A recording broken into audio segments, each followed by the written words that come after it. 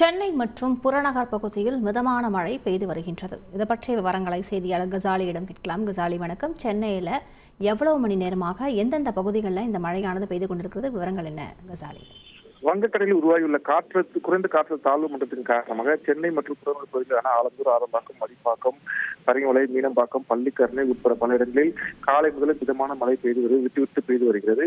இதில் சென்னை விமான நிலைய பகுதியில் மிதமான மழை பெய்து வருகிறது. இதனால் விமானங்கள் புறப்படுவதிலும் தரையிறங்குவதிலும் இதுவரை எந்தவித பாதிப்பும் இல்லை என்றும், ஆனால் காற்றின் வேகங்கள் அதிகரிக்கக்கூடும் என்பதாலும் மேலும் பல கனமழை பெய்யக்கூடிய வாய்ப்பு விமானங்களில் வரக்கூடிய பயணிகள் அந்தந்த விமான நிறுவனங்களுடன் தொடர்பு கொண்டு விமானங்களில் ஏதேனும் மாற்றங்கள் இருப்பதா என்பதை அறிந்து வர வேண்டும் என்றும் விமான நிலைய அதிகாரிகள் அறிவுறுத்தி இருக்கிறார்கள்.